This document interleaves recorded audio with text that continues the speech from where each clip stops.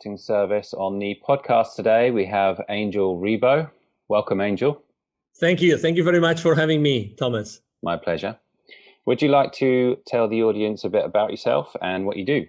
Oh, absolutely. Well, I'm originally from Barcelona, although I live in Texas. I've been living here in the Dallas area for the last 10 years. And, in a nutshell, what I do is I help both corporate CEOs and established entrepreneurs to bridge the gap globally for expansion and exposure. I basically use internationalization as, strategies to help accelerate the growth of their businesses. That's what I do. And also I have a nonprofit. It's called Wisdom for Kids. And what we do is we help underprivileged kids in Latin America become entrepreneurs using their local resources. So those are basically the two main things I do in my life. Well, on LinkedIn, we've actually had short conversations about that, haven't we? Absolutely. Yeah, I'm very active on LinkedIn. Actually, LinkedIn is I would say the main platform where I conduct my business and my clients' businesses. And actually what I consider myself to be a LinkedIn influencer. Actually, I use my influence to help my clients get their messages and their products and services out to their markets. So yes, exactly. Well, I know from the profile that you are the CEO Confidant, but just in terms of what you do, is it accurate to say that you're a coach, a CEO coach? Well, that's a great question. So I started as a consultant, right? So basically, giving my 5 cents, my piece of advice to the CEOs of this world, exactly. But eventually, I became more of a coach, and not only a business coach, but also, as you said, a CEO coach, in the sense that when you start building trust with your clients, they eventually ask you or ask me, and hey, can you also help me with my position, specifically with the role I have in the company, with my life even.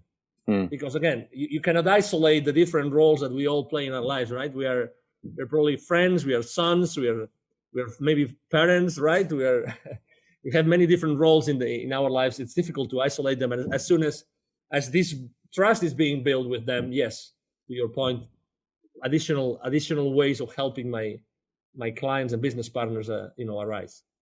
So they might come to you for business help, and then also it might cross over into their personal life. Yes, absolutely. It does very often. Exactly. So what are the common traits of successful CEOs that you have observed? Yeah. Number one, and actually that's one of my mantras in my business, which is, they take action immediately, right? And it doesn't have to be necessarily like perfect action. And that's something I use that's a nugget I use all the time, which is take imperfect action now. Take imperfect action now. And I use that also with my entrepreneurial, clients, customers.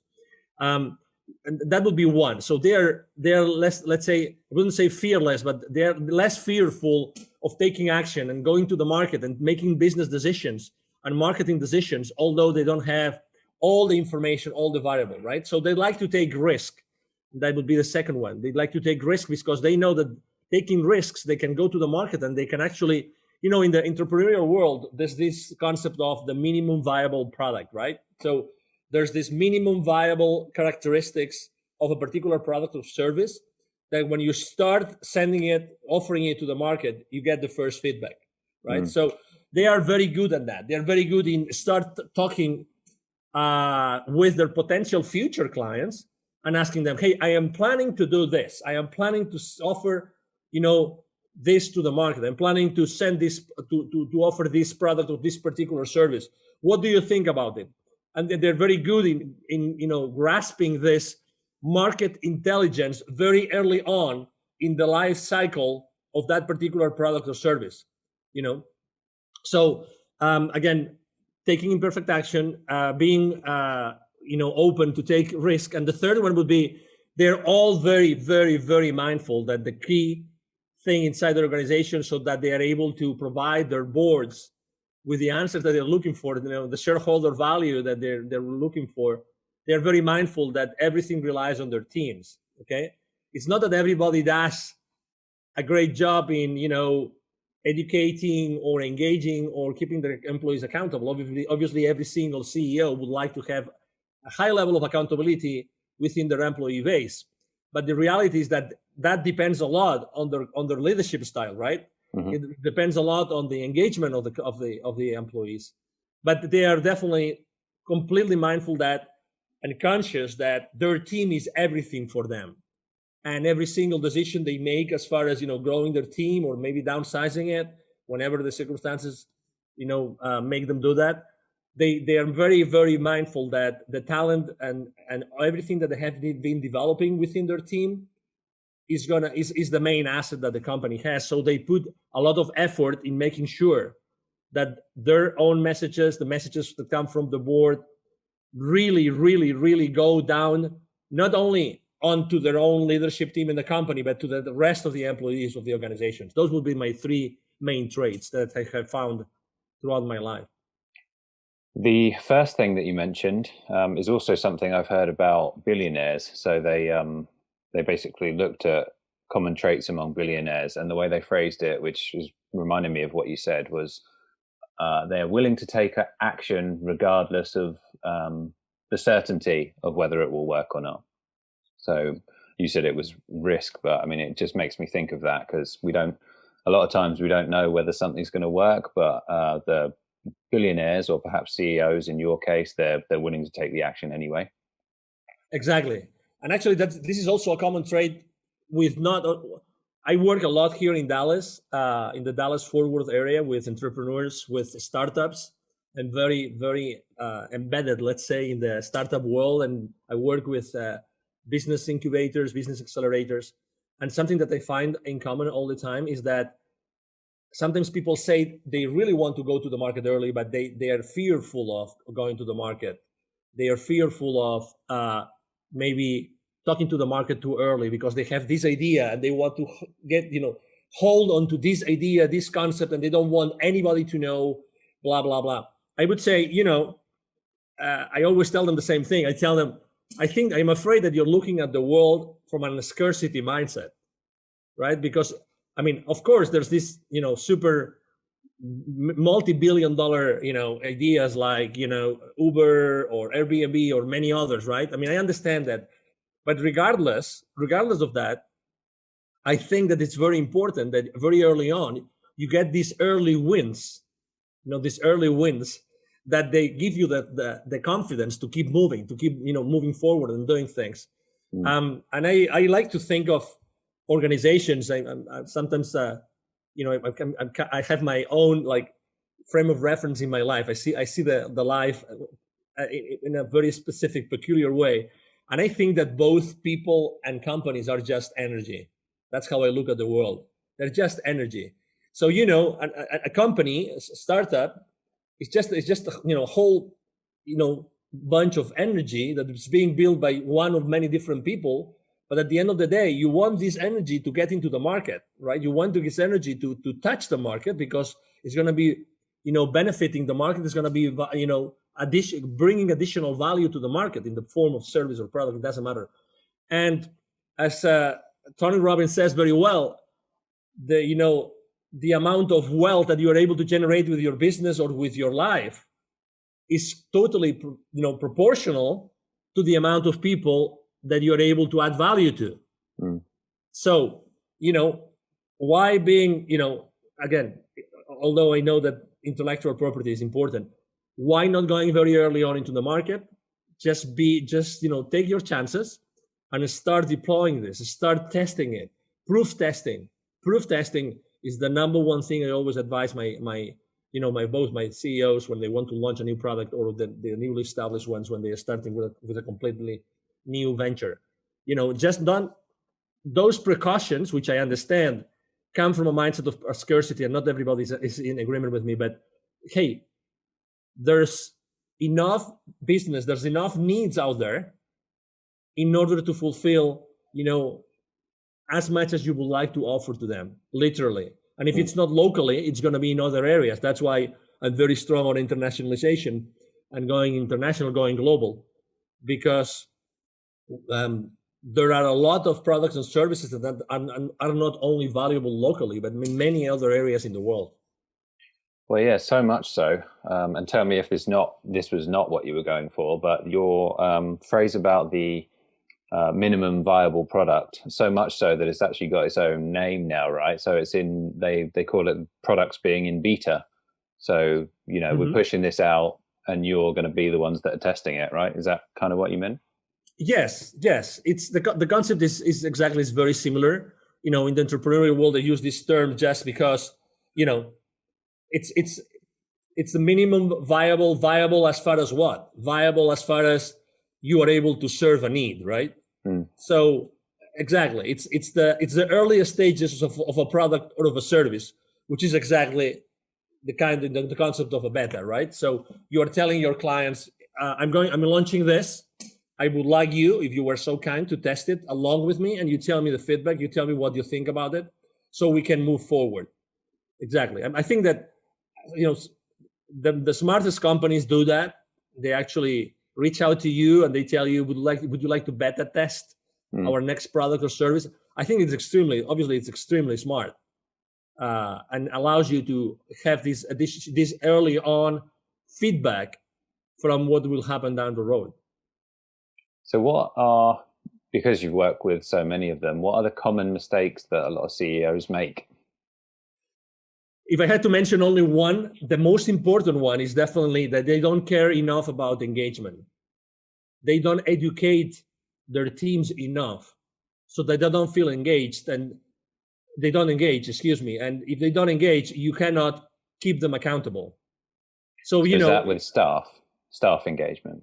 Yes, exactly. That's definitely the one. And as the company grows, one mistake that I see very often is that they stop being the leaders that they were in the beginning when the company started. So they little by little, they kind of start building the ivory tower kind of thing, and they forget about they're not so involved and engaged with the rest of the team. I would say that's definitely the number one, let's say, mistake or challenge they have as soon as they start growing, making sure that they give their teams the right education, so that they really feel that, oh my God, I feel empowered. I really understand that we can do this. Because at the end of the day, we do not have to forget. I mean, you have your own business, Thomas, so we don't have to forget that, or we shouldn't forget that we exist because we put an equity, and we want a high return on that equity. We invested in our business. We invest with our time, which is the most valuable thing that we have in our lives, our time. We invest that time and that money, and we want a return. That's why companies exist, to provide the owners, the shareholders, to provide them with a return, right? That's why we exist. And sometimes we forget that, but what if every single employee was fully aware of the financial implications of their business decisions, right? So that's extremely important. And that actually, it's funny because, as you know, it wasn't the case in Europe, and it's not the case here in the US either. We are not educated, from kindergarten up to 12th grade or high school, we're senior high school. We're not educated on financial, acumen. We're not educated on financial literacy.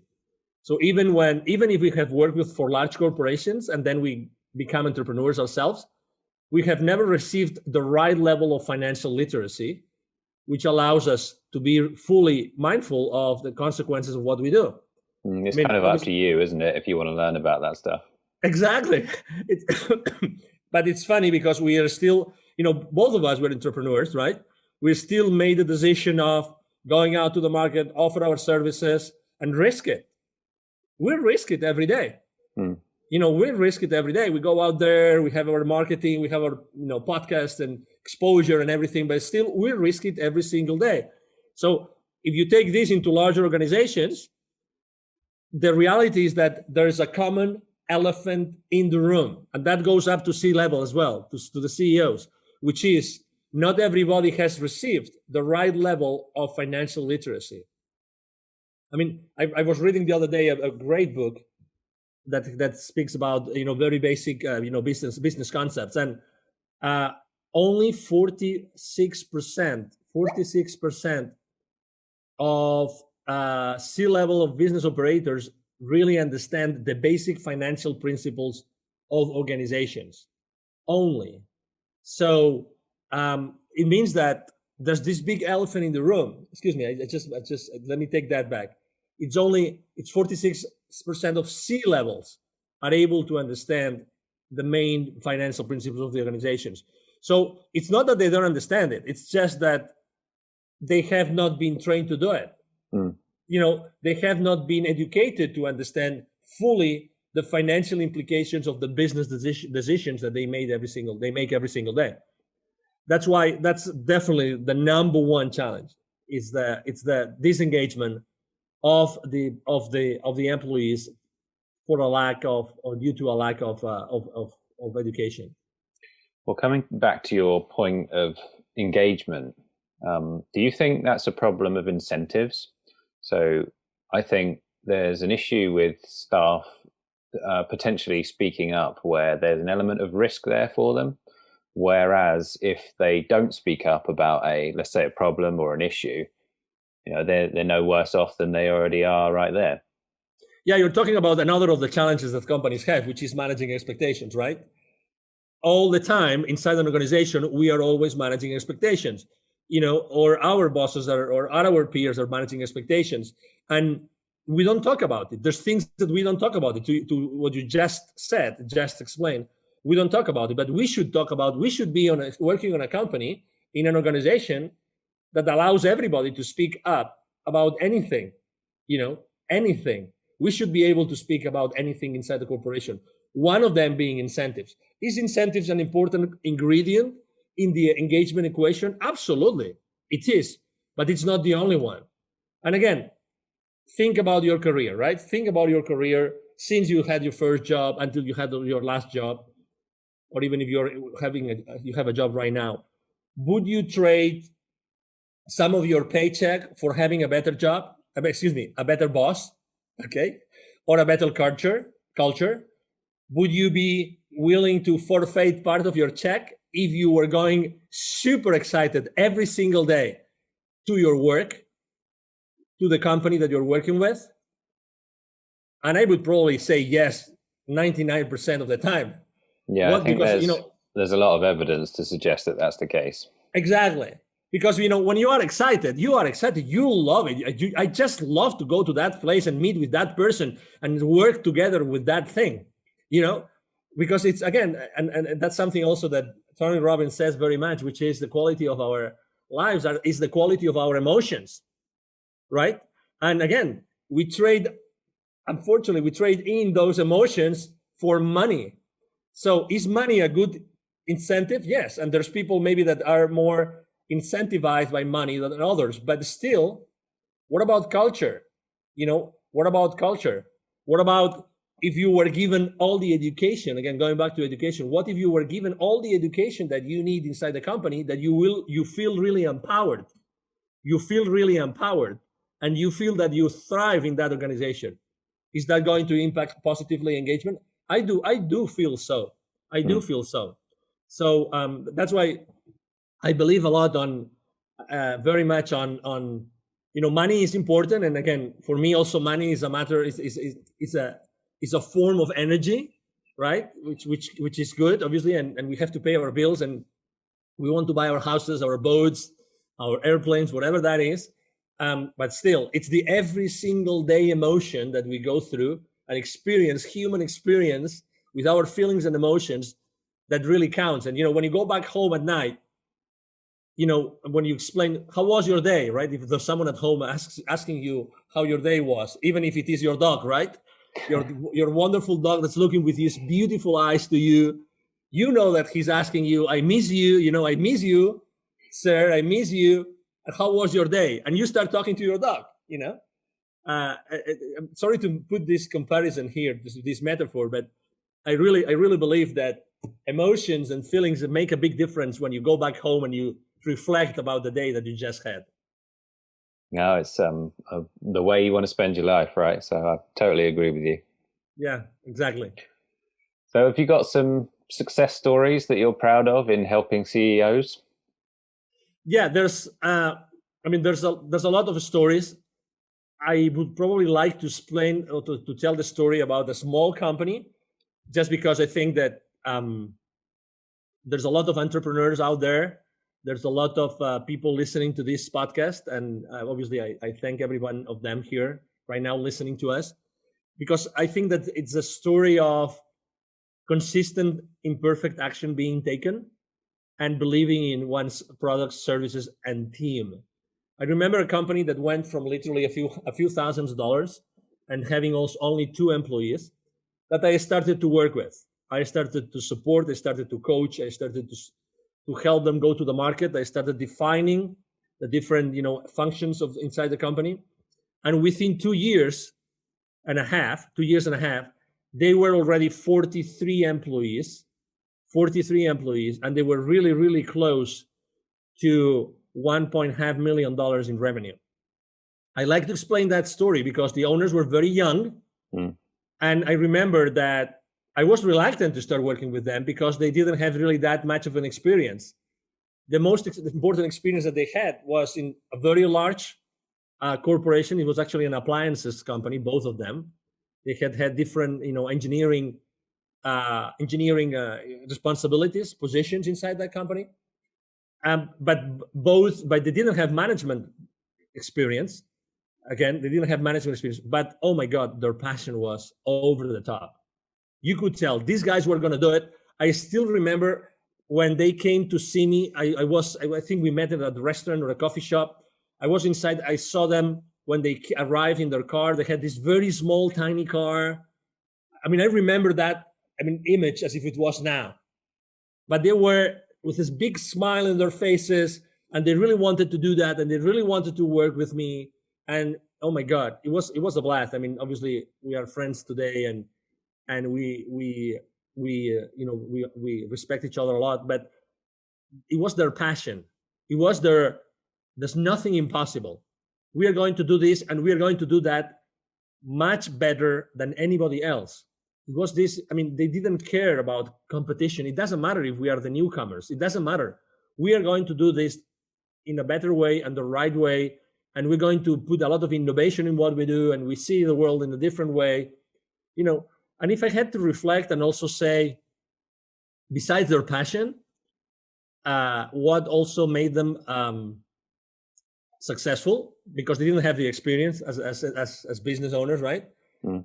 Is that they were really good in dealing with people. Their team members loved them. They were a couple. Their team members loved them. They had a very something that I liked a lot. Today we talk about a lot about gender equity. They did a great job. I mean, their industry was high tech, so it's a man dominated industry, but they had a very well balanced. I work a lot in the diversity and inclusion space, and they did a great job bringing female workers and male workers all together for the good of the company. And very, very young, very, very excited employees still today. I mean, I haven't worked with them for the last 10 years now, and 5 years now, but they still remember me, and I will never forget, every time I was going to visit them, the excitement, their team, the way that they were supporting each other and helping each other internally. That was really a great experience. So they went from 2 to 43, did you say? Yeah. Now, for some reason, when I asked the question, I thought that it would be, taking a corporate to bigger numbers or something, but I can completely understand why it would be something, I don't know, more meaningful, a story that's more meaningful to you, taking something which is barely just started to what most people define as successful. Yes, obviously it's important to help a company, for instance, to expand internationally, to build a distribution channel so they start generating millions of dollars within a couple of years, 3 years, and you have a big budget to spend to do that as well. But that's it. I mean, when a large corporation starts doing this, they already have all the checks and balances and everything in place. Obviously, it's a nice story, and we help a lot of people, but it's a completely different environment, right? It's a completely different experience as well. Yeah. Because obviously every single one of these 43 means 43 different families. Yeah, it's more personal, isn't it? Yes, it is. So have you noticed some trends or circumstances where a CEO would commonly reach out to you? Yes. Yeah. Number one, I think that, and I'm going to talk about marketing now, right? I think it all depends on how you market yourself. And obviously, I mean, thank you for this opportunity today, because at the end of the day, every time that I expose myself, I'm reaching out to the world, and the world is listening to me, right? So what kind of CEOs, you ask me, what would make them reach out to me? I would say, what makes them be attracted to me? Okay, that's the question I'm going to answer. It's the smile, isn't it? Well, obviously, I mean, it's the attitude. It's the attitude. If you've read that book from this guy that was so many years in the concentration camps in Germany, Viktor Frankl, In Search of Meaning, if you've read that book, he would say that regardless of where you are in the world, even if you are for 5 years, 10 years in a concentration camp, it's your attitude which is going to keep you alive. So it's the same thing. So I think that number one, obviously, people reach out to me because they have something that they want to do, or they have something that they want to get rid of, and they are looking for help. So number one, they are humble enough to ask for help. That's the number one thing. Those CEOs know that they need help, and they think that they could help them, either because of my professional background, or either for the values that I put out there every single time I go out there with any of my marketing strategies, right? You probably have seen that exactly. I'm very active on LinkedIn. I post every single day. I make a mix of my clients' content, my content, very personal things. I actually talk very personal very often. Last year I talked a lot about building bridges and these kind of things, right? I like the comedy. Yeah, exactly. And I like to connect. Like at an emotional level, right? And at a very human level. So I stand for humility. I stand for probably acceptance. I stand for gratitude. I think that those three principles, at the end of the day, if you consistently get out to the world and expose yourself with a specific verbiage and attitude, eventually the world comes back to you because of that, because they value those principles, or they value that what you do every single day. There's this, you're a marketing expert, so that when someone starts talking about, okay, so I'm going to serve that community, and that's going to be my persona or my avatar, and very often we make a big mistake, which is we're trying to have this avatar so wide so we can attract everybody, and it's the other way around. It takes a while to entrepreneurs to understand this, that the more specific you are about how you position yourself and how you are yourself reaching out to the world, the higher the chances that you're attracting the CEOs or the business owners or the entrepreneurs or the startup, leaders that you want, that they need your services, that you want to attract to your practice. If you're marketing to everyone, then you're marketing to no one. That's exactly the quote that I use for that one. So would you say that it's about they're looking to achieve something, and they're not 100% sure on what it is that they want to achieve, but they see you as the person who can help them get there, basically? That's a possibility. I would say that sometimes they know that they need help, but sometimes they're not able to put it into words perfectly, and it would surprise you from a high level executive, right? But at the end of the day, it's they're humans. They're human beings, and you don't know the circumstances that made that person become the CEO of that organization. You have no idea, right? I mean, you just guess, right? You go to Facebook, you go to LinkedIn, you look at their profiles, right? And you just guess what they went through in their lives, but that has nothing to see. I think that anything holds on paper. Anything. You can justify anything just because of a piece of paper, right? But what is the reality behind that? What is the real concern? What are the emotions? What are the feelings, right? What is the thought process of a person? You have no idea until you start talking to them. That's why I'm saying they might want something, but they don't really know what they need. I'm going to repeat this. They might want something, but not necessarily know what they need, right? So that's why, in the beginning, in the initial conversations with our, potential clients, that's what we do. We try to make sure that maybe what they think that they want, you can provide them because you have been able to understand what they need, right? So they have a sense of fulfillment when you provide them with what they want. Does it make sense, Thomas?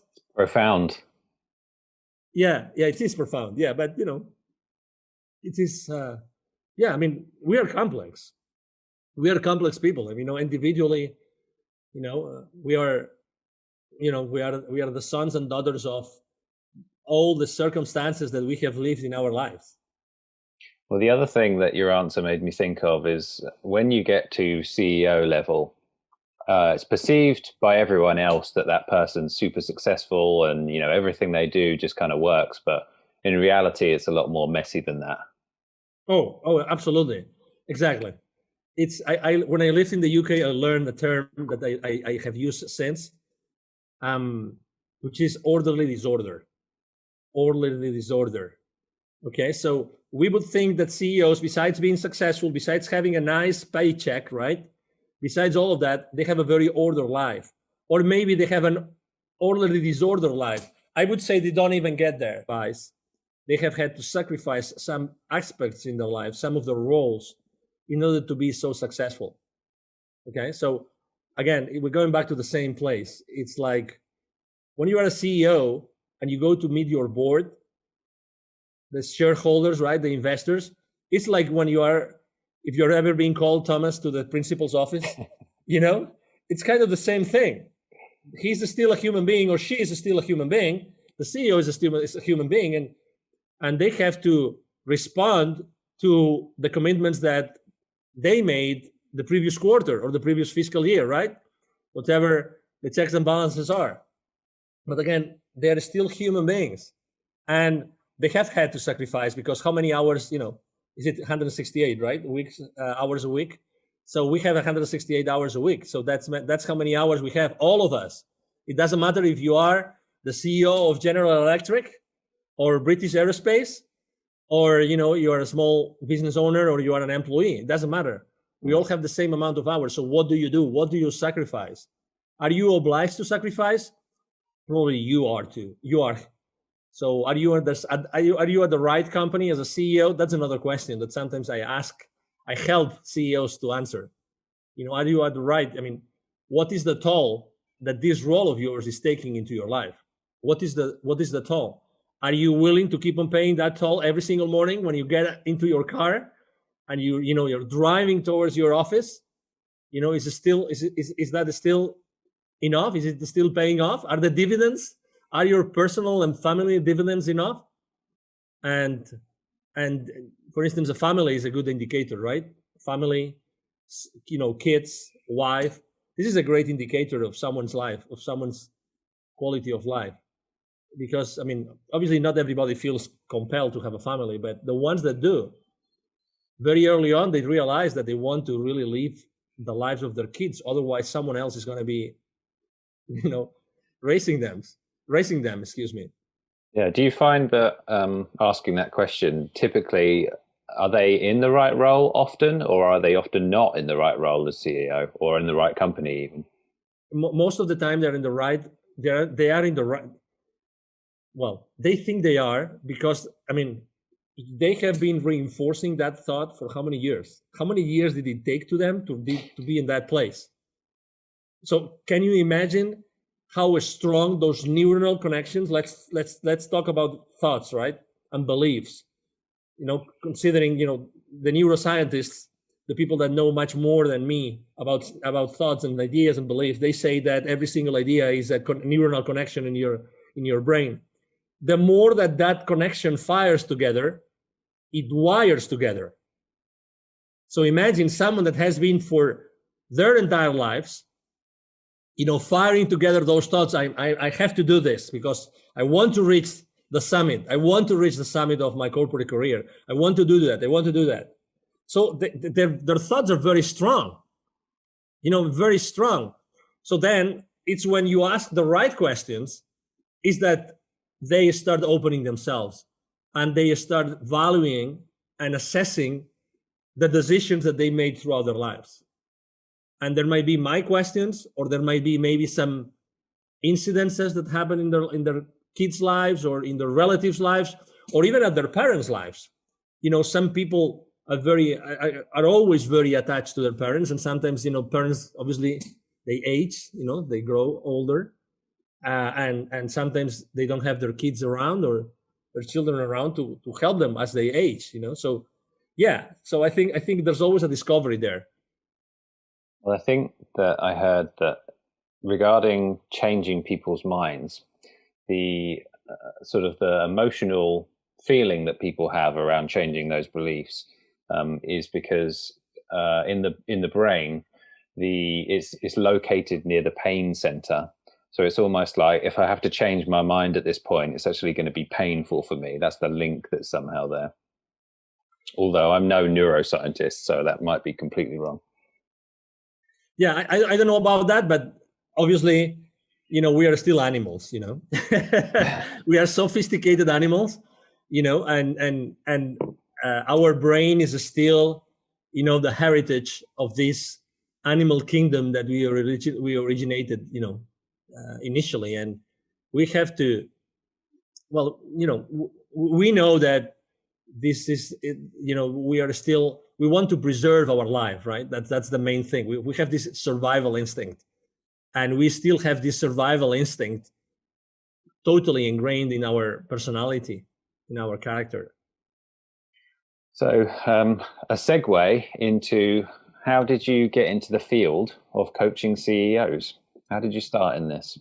Yeah, so basically when I started my career in the 90s, actually it was in the moment in which I moved out of Barcelona and I started my work in the UK, that I started to make a lot of phone calls. So my position was an inside sales position at that time, and it was caring about corporate accounts in many different countries in Europe. But the phone calls I was making were from the UK. So I started to have systematically over a thousand conversations every single week. Okay, so I was having a lot of conversations.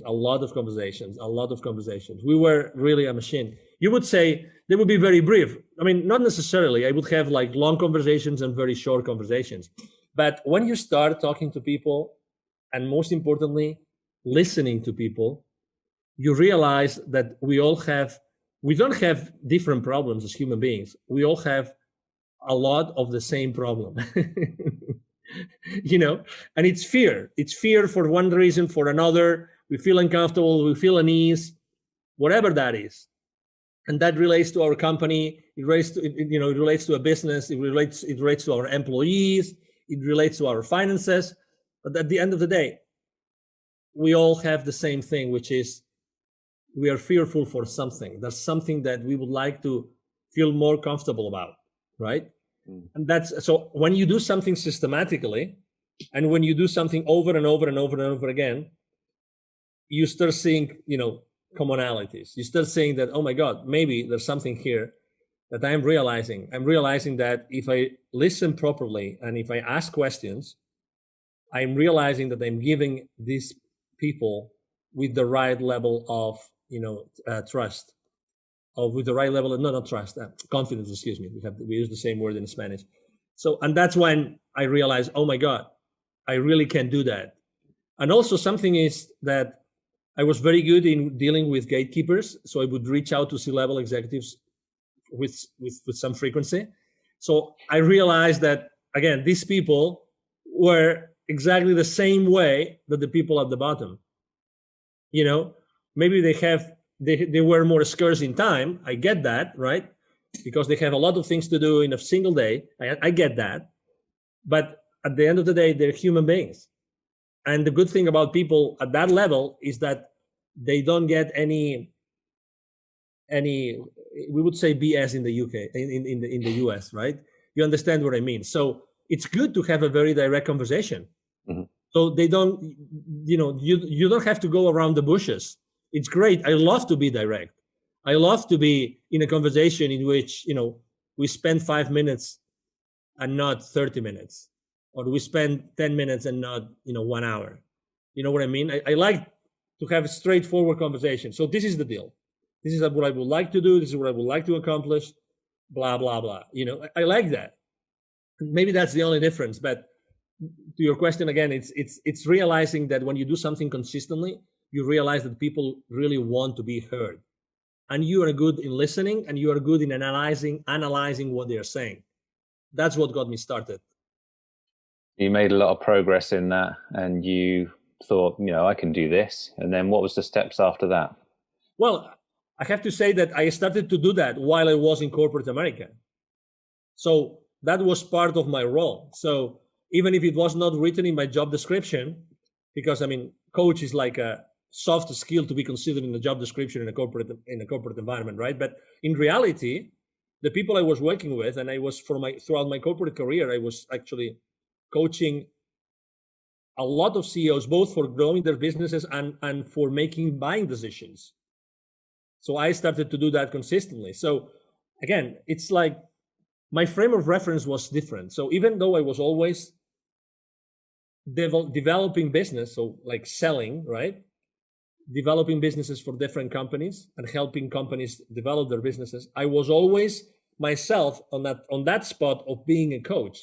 It's like I made the decision myself of being a coach, not only being someone that would be there to tell them you have to do this, this, this, this, and this. And if you don't do this, you're going to fail. And then when we review the sales forecast, no, you didn't do this. You have to do this, this, this, this, and this. It's a decision that you make, right? And I think that, very honestly, Thomas, I think that comes from your upbringing. That comes from your heart. That comes from when you have a relationship with someone. Where does your relationship start from? I think that it's a common denominator in your life, that you start every single relationship from the same place. I really felt like that myself. Honestly, I really felt myself being in that place of, I was always coaching, like asking questions, trying to understand, right? Trying to understand. And I think, again, I connect that very much with my heart, with like listening to my heart's voice, regardless of my degrees, my computer engineering degree, my MBA, regardless. It's like we are human beings. And what can I do to help you? Good answer. I got a list of questions here, and this particular question, there's a context behind it, and that is, I'm sure you've heard the stats before about CEOs working a certain number of minutes per day, the actual productive work that they do. Are you aware of that statistic at all? No, I'm not. I think it's, in a working day, in a normal average working day, they get, I'm fudging the numbers a bit, but it's like an hour and 20 minutes of actual solid work or whatever it might be. And the question is, what would you say is the activity a CEO does the most? And that's the context for that question. I think it's I would say talking to the rest of the organization, mainly the leadership team, to make sure that the organization is aligned. That would be my number one thing. So it's essentially communication. Yes. Okay, that's very interesting, because it just means that the emphasis on that particular skill is very high then, right? Yes, I think that you have to be a good, again, it's you are the CEO or you are the leader of the organization. Who are you? The CEO or the leader, right? I believe that the real leaders, are the CEOs I work with are the real leaders of the organization.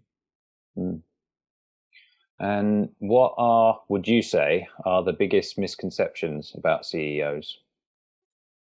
Yeah, the biggest misconceptions is what you mentioned before, which is they're so successful, they're so happy, everything is great, everything works out, they have the perfect life. That would definitely be one of them. I actually have a very interesting example to mention, which is a real, this guy was running a multi-thousand employee company in the healthcare sector here in the US. And I will never forget what he was telling me. Actually, we became friends, so I meet with him from time to time, and he always tells me I would sacrifice all my wealth, and so that he made an exit of multi-hundred millions of dollars. He made an exit, so the caliber of his wealth.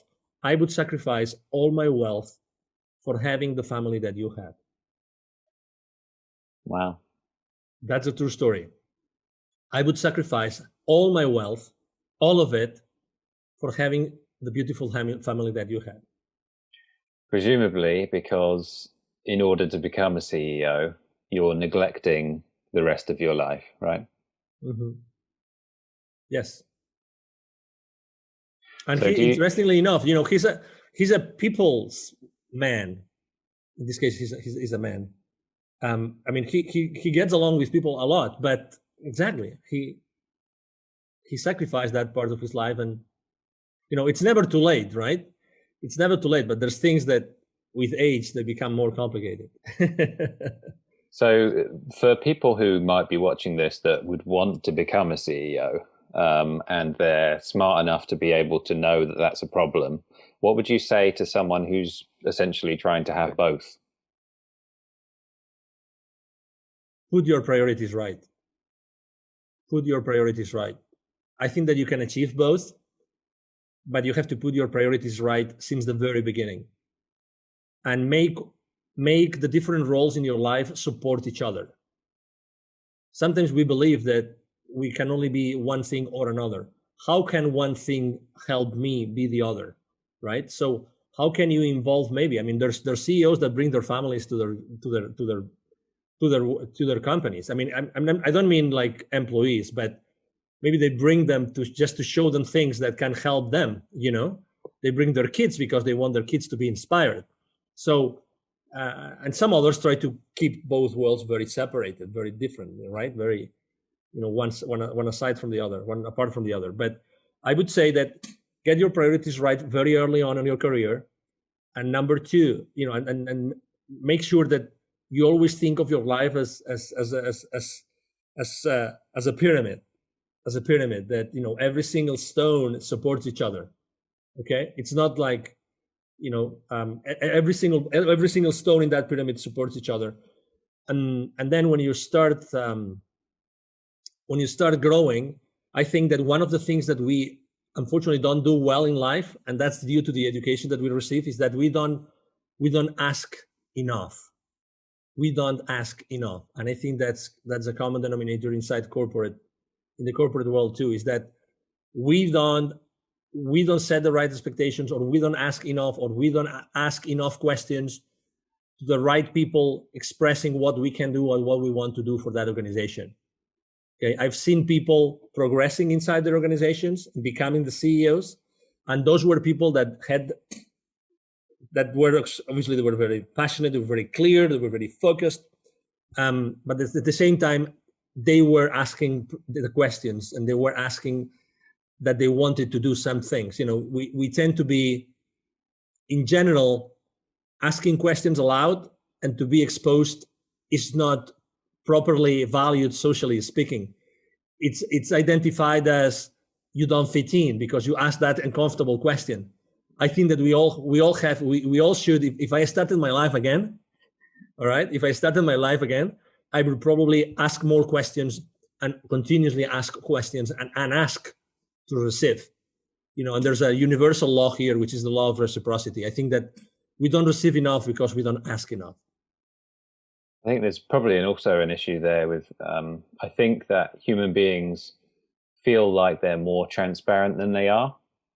And I don't know if that's a psychology issue from when you're, when you're raised, and you think your parents seem to know a lot, and you think that everyone else seems to know what you want, but in reality, people know very little about what you want, right? Well, let me tell you a very simple example. You're going with your parents to see some relatives or some friends, and what's the first thing that your parents are going to tell you? Most likely, don't ask for anything unless you're being offered, because it will be considered as rude, right? And I used to think like this before. I mean, I remember my mom telling me, please make sure that you behave, make sure that you don't do this, you don't do that, you don't do that. How many don'ts compared to the do's would your parents tell you when you would visit some relatives? So there's this sense of fitting in that I think is too strong in the world today. And that makes us not ask in order to receive, to be very honest. So, would you ever coach someone to go from an existing lower job to becoming CEO, or have you ever done that? That's a great question. I haven't done that. I've seen people around my clients in the organizations I've been working with, but I haven't personally done it. But would I be able and willing to do it? Yes, because I've been able to help people at different levels of the organization, right? So, but going back to the marketing thing, you have to be very focused on what you do, right? So could I do that? Could I offer someone to do that? Yes. I have not offered it as a service. I have not publicized it. I haven't, throw it to the world out there. But could I do it? Yes, because So you wouldn't decline it, but you know who your customer is, which is CEOs essentially. Yes. So I wouldn't decline such a request from someone. If someone asked me to do it, I wouldn't say no. I would say yes, because also I believe that you have to always. I mean, even myself. I mean, I put myself out of my comfort zone every single day because I like not because I like to feel uncomfortable, but because I just like to test myself.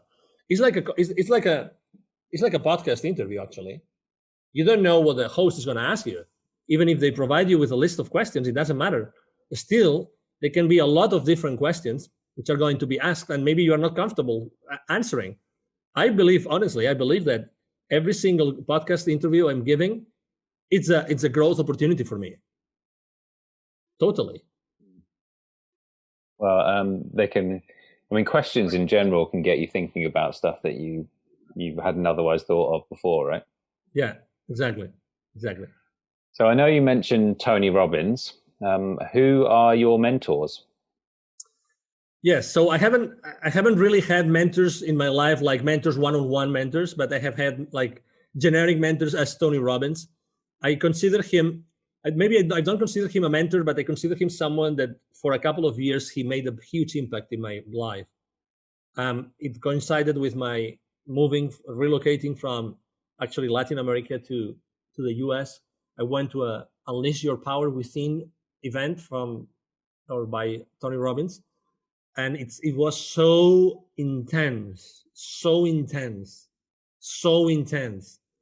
And he mentioned several concepts that changed my life forever.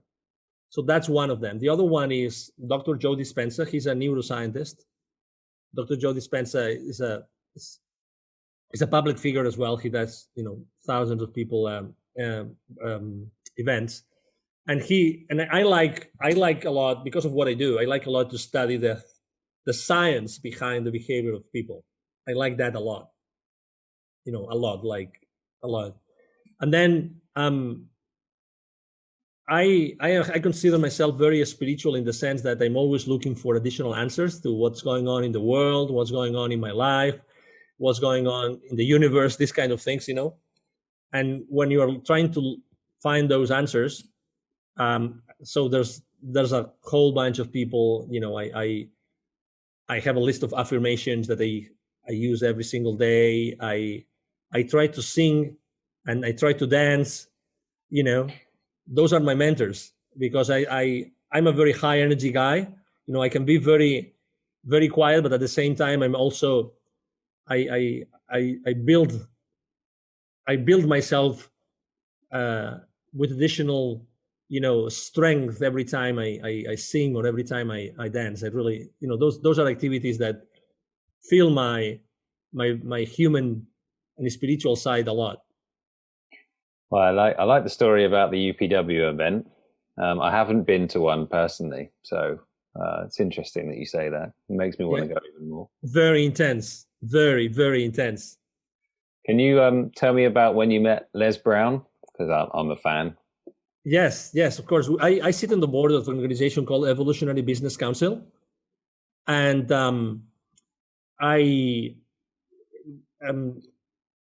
we are basically a group of very highly influential people in the world. We are like almost 600 million people altogether of outreach. And we are only 320 people in that organization, but that's the combined outreach that we have. And we very often invite people like Les Brown, and he's actually a member of the organization.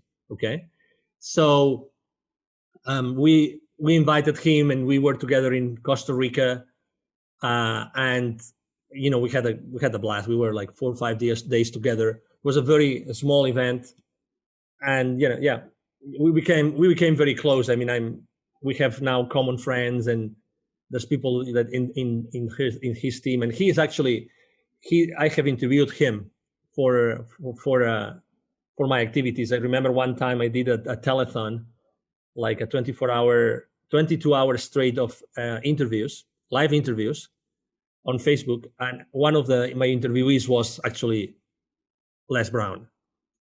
And since that was 4 years ago.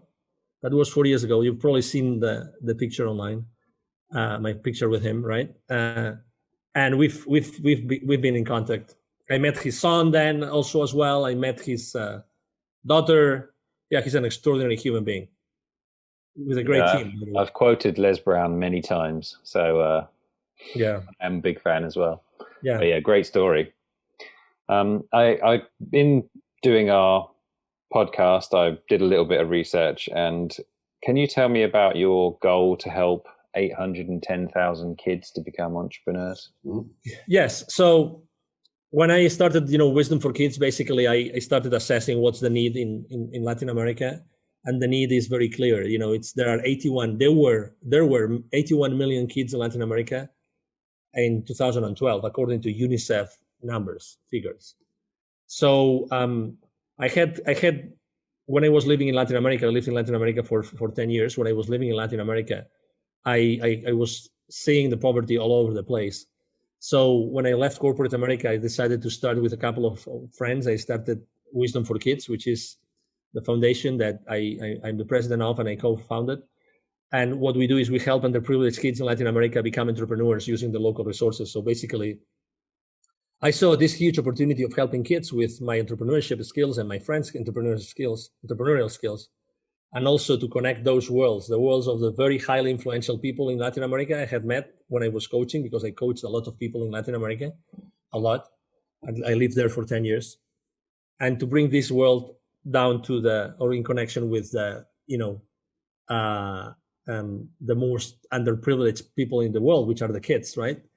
And then, everything started. So we have held more. We had to stop activities last year, but we have held more than 1,000 families with their kids in different areas, mainly in Mexico, because it's the closest place here to the US. And it's extremely, it's one of these places in which I recharge my batteries. I get totally knackered because I really work really hard, and I do a lot when I go myself and deliver the training, the workshops, the inspiration that we give those kids. I really empty myself of physical energy, but from a human spiritual energy, I fill up totally by doing that and going to very underprivileged areas and indigenous communities, these kind of things. That's amazing. Congratulations doing Absolutely. Thank you. So, one thing I have noticed from your LinkedIn activity is that philanthropy very important to you. Mm-hmm. Yeah, very much. Because I have been volunteer for local hospices here. I always think that we can do so much more with our time. It's like getting your priorities right. I really think that, as opposed to be And I do that a lot because of my business, but as opposed to be on social media or on TV, you can do so much more to make this world a better place, this world a better place. So yeah, I have helped a lot of people. I have helped a lot of companies. I've been pro bono with a lot of organizations. I've sat on the board of organizations for free. Yeah, I mean, I think that the world, there's a lot of differences. There's a lot of, inequities. Let's put it this way. And some of us, and you are definitely one of them with your podcast, we want to help. We want to be inspiring the world every single day. So. Well, thank you very much for all the value you've given on the interview. And Absolutely. Can you tell the audience where the best place for people to find you is? Absolutely. Yes. As you mentioned before, my brand is the CEO Confidant, and my name is Angel Ribo. So the easiest way is to go to LinkedIn because I'm very active. I answer all the messages there. And then my email is very simple. It's Angel, ANGEL, at Angel Ribo. Ribo spell as RIB as in boy O. Angel at angelribo.com. That's my email address. That's the easiest way to reach out to me. And Thomas, I wanted to say thank you very much for you allowing me to be here to speak to your audience and for having such a great conversation with you today. It's absolutely my pleasure, and I will speak to you soon. All right. Thank you. Thank you very much. Bye-bye. Bye-bye.